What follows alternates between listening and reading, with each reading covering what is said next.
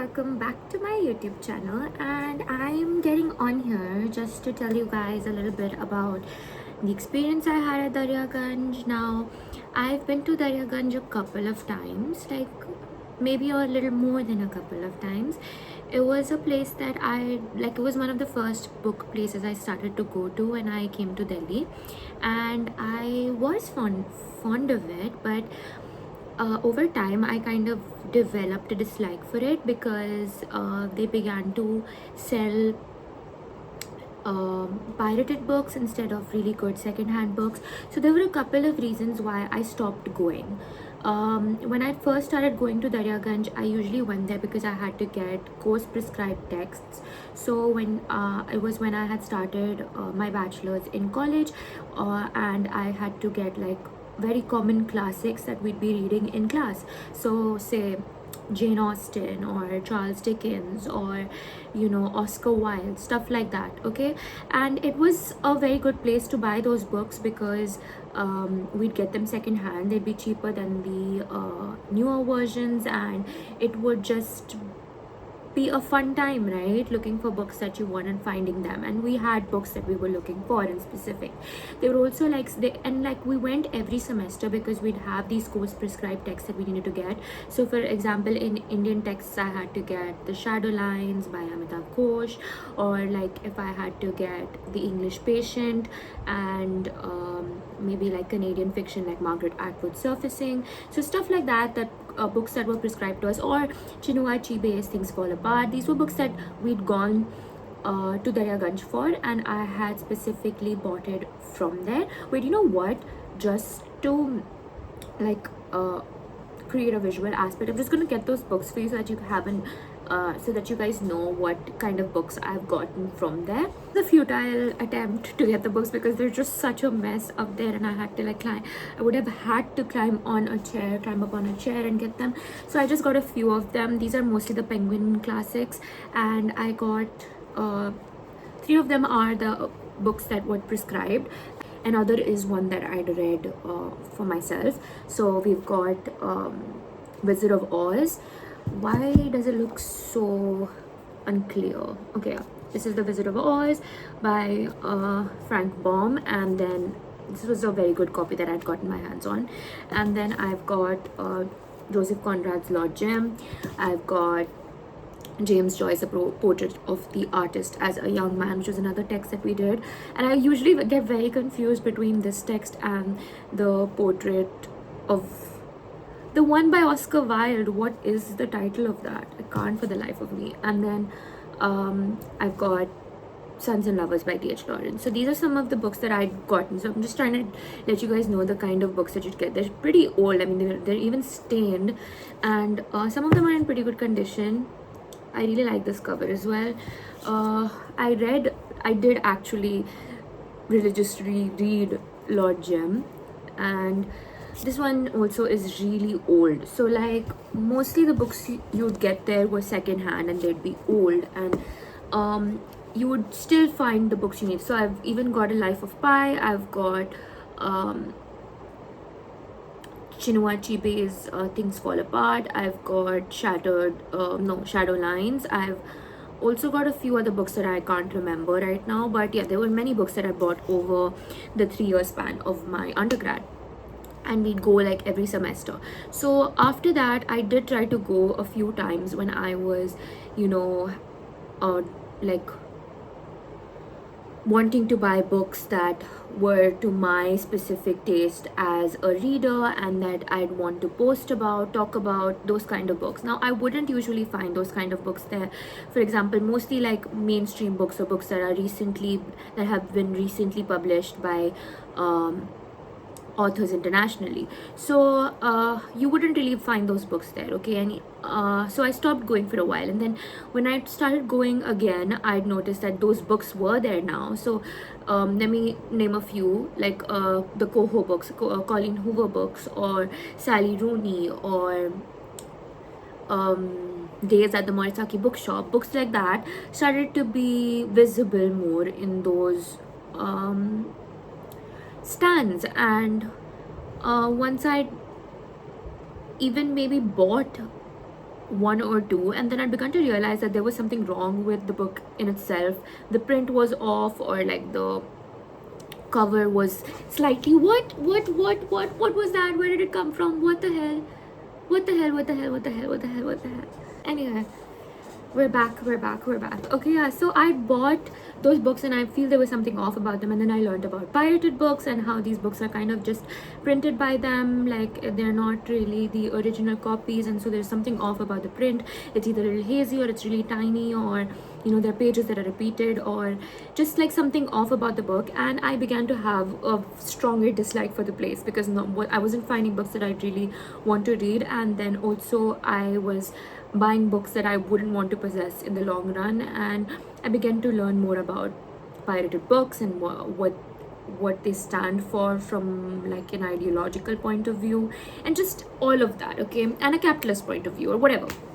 So I stopped going there. I did not enjoy going there. Now recently I decided, you know what, let's just go, let's see what kind of books they have, let's see, because I'm no longer in need of possessing course prescribed texts, because I'm usually doing texts that are very, very hard to find, and you can only find them on like Amazon and stuff like that. So I was like, okay, you know what, let's just go see, maybe there's been a development. If in the past few years the books have gone from these really old secondhand copies of classics and stuff like that to pirated books of international titles, maybe there's been a development ever since the whole book market has boomed, ever since book talk, ever since bookstagram, all of that. So I was like, okay, let's just go take a look, right?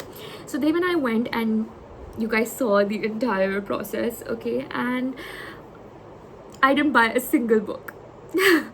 Is that a surprise? Now I'm not saying that if you go you wouldn't find things to that would appeal to your bookish sense, but considering the space I am in my life right now and the kind of books that I'm seeking, I just could not find the books I wanted to read. Like, let me just like put this in a hierarchy for you in terms of where I want to go to buy books. Right on the top is probably small bookstores like Kunzum, and then that's like the only bookstore right now that I'm like really, really fond of, because I'm finding titles that I want to read.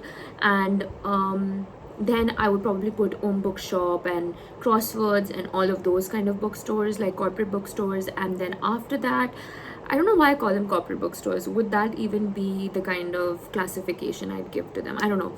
Okay, Om Bookshop and Crosswords, and then after that I'd put book fairs where you would stumble upon books. And usually the thing with book fairs recently has been that there's a lot of repetition in the titles that they show. A lot of them are the same book over and over and over and over again, so you just don't want to kind of go to book fairs anymore. And then after book fairs comes Daryaganj book fair. Now the Daryaganj book place, okay, so now with Daryaganj there are two distinctions. In Daryaganj you have the Sunday book market, which is this huge place, the place I showed you in the video, where they kind of put these stands and stalls of books at a very cheap price. And other than books, you also have posters, you have stationery, you have like different kind of notebooks and like journals and artistic like, what are they called, those huge sketchbooks and stuff like that. And then you have magazines, old magazines, you have postcards, you have old coins. This is okay, so now this is something that started recently, where you are seeing like coins and postcards and old newspaper clippings. And I even saw the New Yorker. I saw the New Yorker, like older editions of the New Yorker over there, which was very surprising for me. And I didn't buy them because it just felt off buying them, even though I really love the artwork and stuff, and then just the aesthetic appeal of the New Yorker. And then there's so many other things that have been added to the new book market. So you've got the Sunday book market, and then you've got Nice Sadak, which is a few roads away, and then it's just like a lane of like bookstores. You get books there for cheap as well, and it's possible that you'll get very miscellaneous titles, like really off titles like Mills and Boons collections, and like Secret 7, Famous 5, stuff like that, and a lot of like unknown titles of like, you know, small town romances and like stuff like that. Okay, I don't know how to title them or classify them, but you know what I'm talking about, I guess, if you're a book reader in India, right? So yeah, so there's that. And then after that, when we went there, I couldn't find a single book that I wanted. But what was really surprising to me was that there were now stands that had posters up that said that we do not sell pirated books, which was really cool because I was like, oh, look at the self-awareness, right? Like, this is something that people have been complaining about, and I'm not just the only one. And now people are actually selling books that are not pirated, which is a really, really cool thing, right? Like, it was to me. But still, I could not find a book I wanted to take home at all. Like, at all. There were books that maybe you'd find if you were a collector, but even then, I don't know if I would tell you to go, you know. There were a lot of coffee table books also, if you're looking for that kind of a thing. There were a lot of children's books. There were a lot of, like, if you are someone that's still developing your, like, taste in books right in the moment, then you should probably go and have a look, because it might help you decide what kind of a reader you are. But if you're looking for a specific thing, or if you're looking for, I think you should go if you know that this kind of a book would be available there. So like, if you're going for these kind of books, course prescribed text, because that place is now even selling like school level course prescribed texts, like the second-hand versions of them, like your textbooks. Okay, so you'll probably get course prescribed texts over there. And if you're looking for like exam prep books also, you would get them there. But if you're looking for, say, a non-pirated version of a really mainstream book, or something that like very niche to your that is very niche to your reading taste, so like a romantasy or like a dark academia book that isn't in the mainstream, you probably not find it there.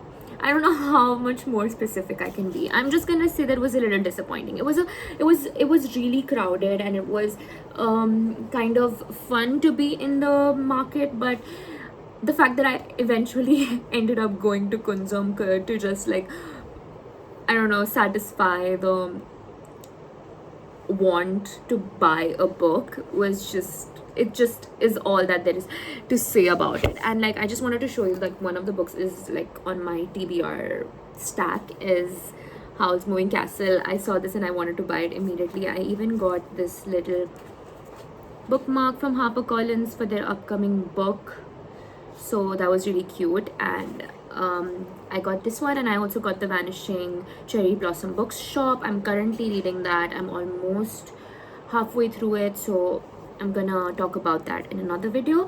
But yeah, that was what I thought about the Daryaganj Book Market place. I don't want to call it a book fair because it isn't really a book fair, I guess, because it's like held every Sunday. So it's called Mahila Heart, right? So I don't know.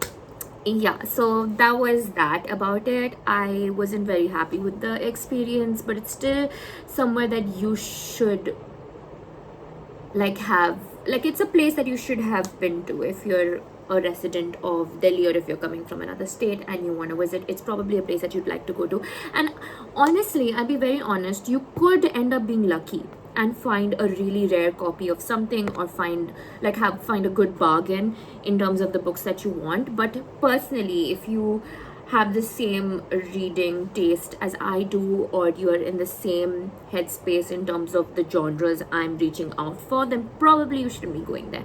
Maybe you could even like approach Naisadak and find a book there, but it's just, I don't know, it didn't feel worth it to me, you know. Like, I feel like there's a lot to the book buying experience, and that was not there for me in that moment. But it could be there for me in a few years or in a few months, and I could change my mind. But for the purpose of this video, it was all right.